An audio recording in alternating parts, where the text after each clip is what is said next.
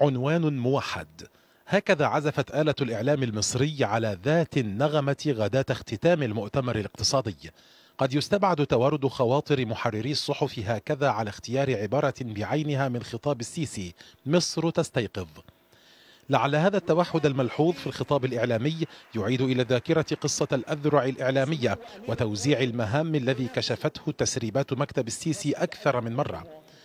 جانب من هذا بلا شك هو ما دفع رئيس الوزراء بتأثر شديد أن يشكر الإعلام على وقفته المساندة للمؤتمر.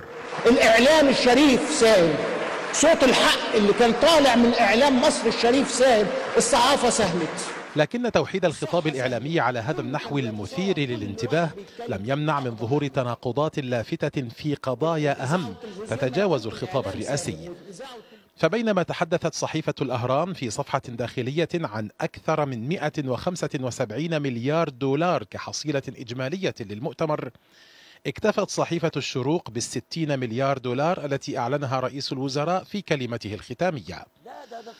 دفع الإعلاميين المصريين أو اندفاعهم لتغطية المؤتمر حمل بعضهم على الإتيان بعجائب مهنية كهذا المذيع الذي أراد أن يقطع أمل المصريين في منافع عاجلة من المليارات المعلن عنها. حاسس كده ان الفلوس يعني زي ما بيقولوا كده، واحد بيضربها على شعره كده وبيعمل كده، واحد بيشيل الفلوس ويحطها تاني. حضرتك لما تشوفها هتقول له ايه؟ إلا أن هذا لم يمنعه في ذات الحلقة من إظهار الفرح بفعاليات المؤتمر بطريقة لا صلة لها ببرنامج يتناول صحافة اليوم.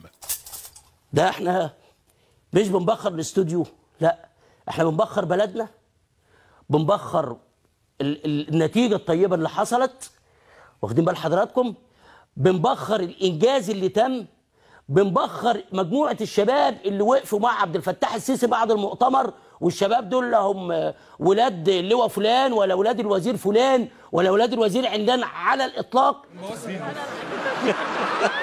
لكن ما لم يقله هذا الإعلامي وغيره أن هؤلاء المجتمعين بأناقة حول السيسي ليسوا كل شباب مصر، فلهم نظراء حتى ممن أيدوا الرجل وانقلابه العسكري لكنهم خلف الأسوار لمجرد التظاهر دون إذن، وآخرون هاربون أو قتلى برصاص جيش البلاد أو شرطتها لآرائهم السياسية التي لا تعجب النظام، وغيرهم عاطلون محبطون أو قرروا التعجيل بالنهاية انتحارا حين ضاقت بهم خطط البلاد ومؤتمراتها الاقتصادية.